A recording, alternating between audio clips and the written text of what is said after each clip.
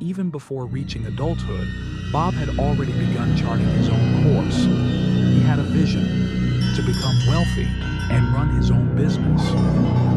Starting from the ground up, Bob offered chimney cleaning and small-scale roof repairs. With long days, modest pricing, and an impeccable work ethic, he slowly built a reputation as a dependable and friendly worker. His solo effort paid off. Over time, Bob transformed his one-man service into a thriving enterprise, Bosley Roofing and Chimney Sweep of Alexandria. Under his watchful eye, the company became known for quality, efficiency, and reliability, earning both loyal clients and impressive profits. With money pouring in, Bob set his sights even higher. He began acquiring rental properties, eventually owning around 20. These investments amplified his income, positioning him as one of the area's most successful businessmen. Wealth soon translated into lifestyle. Bob embraced luxury, sports cars, horses, an airplane, a sizable boat, and an arsenal of expensive firearms. His boat, often seen cruising Lake Cumberland, became infamous for its wild, adult-only parties filled with alcohol, music, and scantily clad guests. It was at one of his favorite local restaurants where Bob met 18-year-old Amy Pave. Amy, also from Alexandria, came from humble beginnings. Born in 1969 into a working-class family, her life was shaped by financial limitations and a household affected by her father's struggle with alcohol. Still, Amy was determined to break the cycle. After graduating high school with top honors in 1986, she pursued business studies at a local community college connected to Northern Kentucky University. To fund her education, she worked as a waitress, where she crossed paths with Bob. He was older, wealthy, and charismatic. At first reserved, Amy soon found herself drawn into his world. She began attending his notorious lake parties, gradually becoming a regular fixture in his inner circle. But Amy didn't remain just another guest. She captured Bob's heart. Their relationship grew serious, and after 4 years together, the two were married. For Amy, it was the ultimate transformation. She had gone from modest roots to marrying one of the most sought-after bachelors in the region. Soon, the couple started a family. Their daughter Morgan was born in 1996, followed by a son, Trevor, 3 years later. Amy, once the carefree partygoer, shifted into the role of devoted mother. Her wild nights on the lake were replaced with school functions and parenting. Bob continued to expand his business and investments, but one area frustrated him: administration. Managing payroll, taxes, invoices, and contractors was a burden he resented. He preferred the freedom of the lake over the confines of an office. Weekends often saw him vanishing aboard his boat, sometimes for days, refusing to disclose his whereabouts. Friends later recalled that Bob had begun drifting away from his family, drawn back into a life of indulgence and secrecy. Some sources even claim that he and Amy had an open relationship. Regardless of the truth, Bob eventually decided to merge his personal and professional life more closely. Since Amy had studied business administration, he asked her to take over the company's financial and administrative responsibilities. At first, Amy seemed hesitant, but eventually she agreed. From then on, she managed the company's books, paper, and tax obligations. The business was booming, and the Bosleys appeared to be thriving. They lived in a rustic log cabin nestled in the woods south of Alexandria, a temporary residence while their dream home was being built nearby. A sprawling estate with 14 acres of land, complete with stained glass windows, a stone tower, and even Gothic gargoyles. To the outside world, the Bosleys embodied the American dream. They were attractive, successful, generous with their time, and deeply involved in their church and children's school activities. Bob often donated services to low-income families, and his name was respected throughout the community. But like many fairy tales, their story had a dark side. Behind the scenes, Amy's role as administrator gave her access to the full financial picture. And with Bob distracted by business expansion, the lake, and the Dream House project, Amy quietly began diverting company funds. Instead of paying the company's taxes, she rerouted the money into an undisclosed personal account. This embezzlement went unnoticed for years, but no one avoids the IRS forever. The Internal Revenue Service had been tracking the company's missing tax payments. They issued repeated letters, made calls, and even attempted to set up meetings. But Bob never received any of these warnings. That's because Amy had arranged for all IRS correspondence to be delivered to a private mailbox only she could access. She was well aware the government was closing in, but perhaps she believed she could keep stalling indefinitely. Everything changed on the morning of Tuesday, May 17th, 2005, just days before the couple's 15th wedding anniversary. Around 5 a.m., a frantic 911 call came in from Bob Bosley. Her voice filled the line, but the call was suddenly cut off by a loud crashing sound. Dispatchers tried to reconnect. Moments later, law enforcement was racing to the Bosley cabin. When officers arrived, they found Amy in shock, clutching her children. Her sister soon arrived to take the kids, while Amy was brought in for questioning. Police secured the scene and called in the crime scene unit. At first light, additional officers arrived to search the surrounding forest with K-9 units and even a helicopter, searching for what they believed was a fleeing intruder. Inside the bedroom, they discovered Bob's lifeless body. He was found kneeling by the side of the bed, slumped forward, riddled with gunshot wounds. Yet oddly, only 2 shell casings were found in the room, raising more questions than answers. Instead of bringing clarity, the investigation only deepened the mystery. And as detectives continued combing through the evidence, they began to suspect that the crime scene, and perhaps the entire story, wasn't what it seemed. Aside from the children's bedrooms, the entire house was in disarray. Kitchen cabinets stood wide open, including the ones beneath the sink, a strange place for a thief to search. A rear door had a broken window, suggesting a possible point of entry, but curiously, most of the shattered glass was found outside, not inside, an inconsistency that raised eyebrows from the start. The signs of disorder continued throughout the house. In the bathroom, the mirrored cabinet was open, and prescription bottles were scattered across the floor. It looked more like staged chaos than the aftermath of a fast, focused intruder. And based on the 911 call made by Amy, the alleged assailant had fled quickly. So, why the mess? While crime scene investigators worked through the house, detectives began questioning Amy Bosley at the station. She appeared shaken, distraught at times, but often confused, as if struggling to keep her story straight. She described the intruder as a white male with a nasal voice, bad breath, and a distinct odor of urine. According to Amy, he had burst in during the night and attacked both her and Bob. She displayed 2 marks on her chest, claiming they were from the assault. When asked who might have wanted to harm Bob, Amy floated the idea that he wasn't well liked, suggesting he had a wild reputation and might have made enemies among disgruntled employees.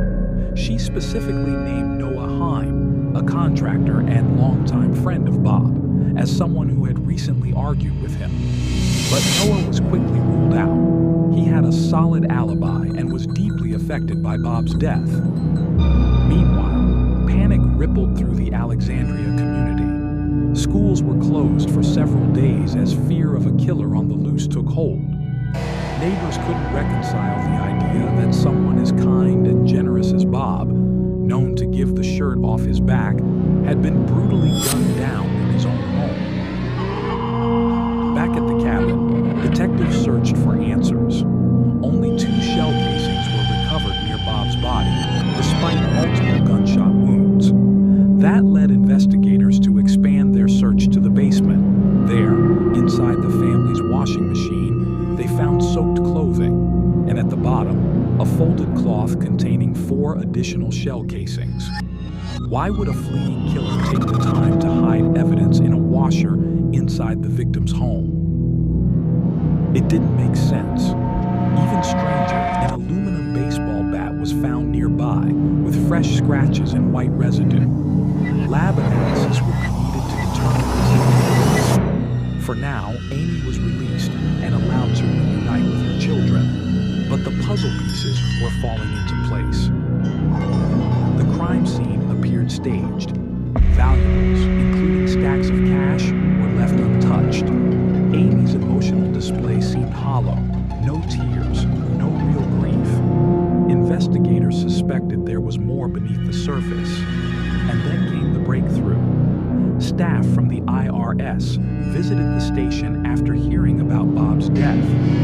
They had been trying for months to contact him regarding a massive unpaid tax bill, over $1.7 million. A meeting had been scheduled for the very day Bob was found dead. The IRS agents also revealed something bizarre. During a previous call, they had spoken to someone who claimed to be Bob, but the voice was strange, high-pitched, and clearly unnatural.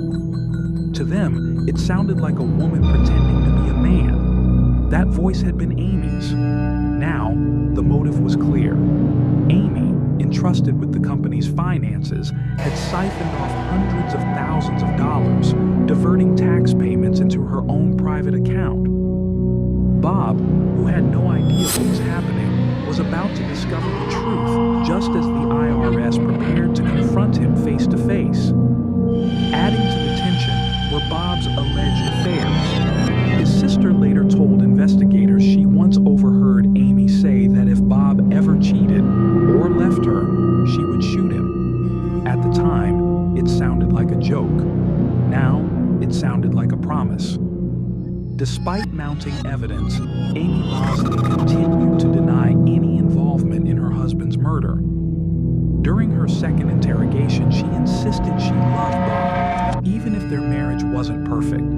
She admitted they had their problems, what couple didn't, but claimed there was no reason she would ever be the father of her children.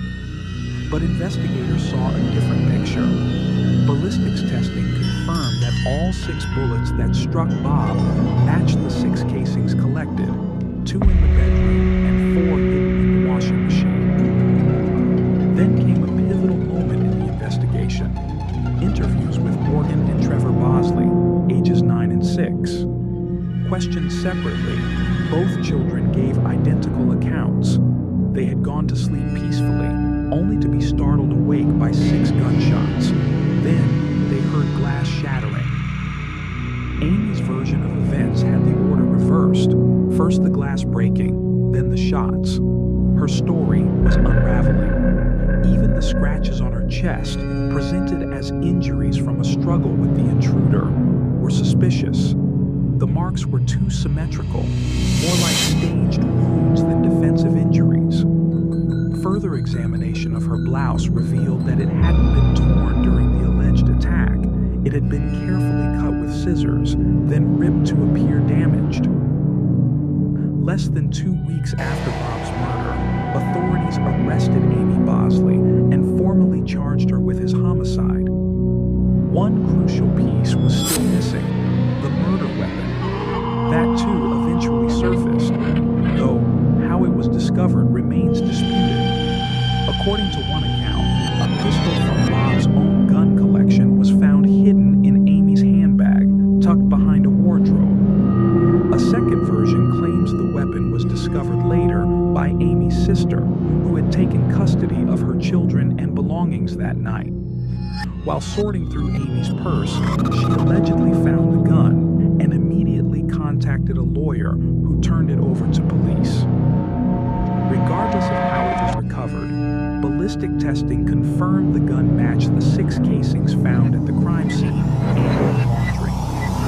The bullets inside Bob's body were too damaged to confirm a direct match, but the circumstantial case was overwhelming.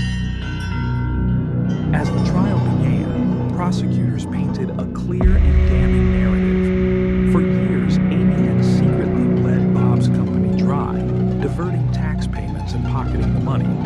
She kept the IRS at bay through mail redirection and deception, but her luck had run out. On the morning of May 17, 2005, Bob was scheduled to meet with IRS agents who were demanding answers.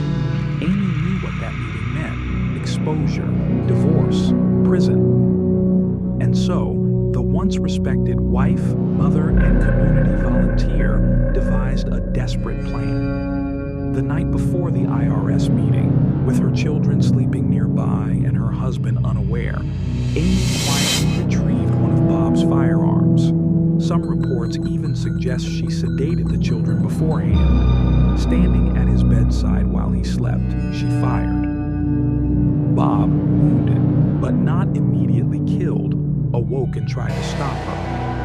According to investigators, the trajectory of his injuries indicated that he lunged toward the attacker, only to realize too late that the gun was in Amy's hands. Stunned, bleeding, and betrayed, Bob couldn't overpower her. She fired again. By the time it was over, the man who had built a fortune from scratch, who had trusted Amy with everything, lay dead in the home they were building for their future. And the woman who once stood by his side now stood accused of orchestrating his execution, not out of fear, but out of greed. Amy Bosley's carefully constructed life of luxury and respect had collapsed in a single night of cold calculation. What remained was a shattered family, a stunned community, and a legacy of betrayal that would never be forgotten. She shattered the rear glass door with a baseball bat, tore through cabinets and drawers to simulate a burglary, then hid 4 spent casings wrapped in a cloth at the bottom of the washing machine. To make her wounds appear credible, Amy lightly cut her chest with what was likely scissors, then slashed her blouse to simulate a struggle. She ended her performance with a desperate 911 call, her voice frantic, the scene staged. Forensic evidence told a different story. Lab analysis confirmed that glass fragments on the aluminum bat matched the broken rear door. The bat, identified by her children as belonging to the family, had not been wielded by an intruder, but used as a prop by Amy herself. Police found no footprints, no vehicle tracks, no sign of anyone matching the description Amy gave. No outsider had come or gone that night. Meanwhile, investigators uncovered the truth about the Bosleys' marriage. Amy was convinced Bob had been unfaithful. Photos retrieved from the couple's safe, taken during wild parties on Lake Cumberland, revealed a second life and confirmed at least one extramarital affair. But while betrayal may have burned, the motive went far deeper. Amy's secret was unraveling. She had embezzled nearly $2 million from her husband's company by failing to pay taxes and diverting the money elsewhere. The IRS had scheduled a meeting with Bob for the morning after his murder, one that would have exposed everything. Killing him, Amy believed, would bury the secret. With Bob gone, his assets would cover the debt, and she could walk away with the rest. But the children's testimony, hearing the gunshots before the glass shattered, destroyed her timeline. And though the defense claimed the bullet casings could have been dropped from Bob's own pockets after the shooting range, the evidence piled up. Still, Amy's attorney argued there were no witnesses, no DNA, and no definitive link between the casings and the bullets in Bob's body. With enough ambiguity, they might sway the jury. Fearing Amy might walk free, and unwilling to force the Bosley children to testify against their mother, prosecutors offered a plea deal. Amy would avoid a trial, spare her children the trauma, and receive a reduced sentence. In exchange, she admitted guilt without ever revealing what she had done with the stolen millions. On November 2nd, 2006, Amy Bosley entered a Campbell County courtroom in a green and white prison jumpsuit. Her demeanor was unreadable. Before sentencing, Bob's family addressed her directly. His brother James called her a liar and a fraud, warning that while she might one day enjoy freedom, she would never escape the memories. He reminded her that every night she would see Bob's face and the tears of the children she orphaned. Deborah, Bob's sister, stared at Amy as she asked the one question that haunted them all. Did he beg you to stop? No one would ever know. Then came Bob's mother, Audrey, heartbroken and trembling, reading a letter filled with grief over a final goodbye that never came. Amy sat silent, eyes on the floor, wiping away tears. The judge, bound by the plea agreement, condemned the damage Amy had done, not only to her husband, but to her children, her community, and her own future. He sentenced her to 20 years in prison. Under Kentucky law, she became eligible for parole after serving 85% of her sentence.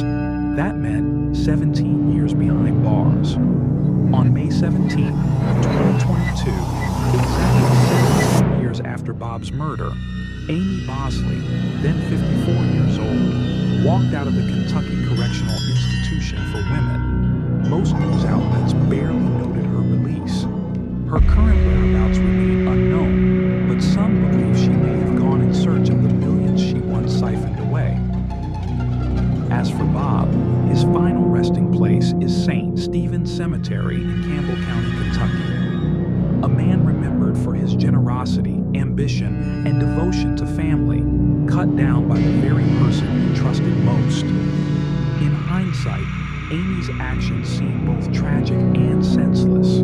She wasn't destitute, her husband wasn't cruel, the IRS might have worked out a settlement, and if her motive was revenge, a divorce might have left her richer and free, but instead, she chose murder. And as the old American proverb goes, one made famous by Benjamin Franklin, nothing is certain except death and taxes. In Amy Bosley's case, both came knocking.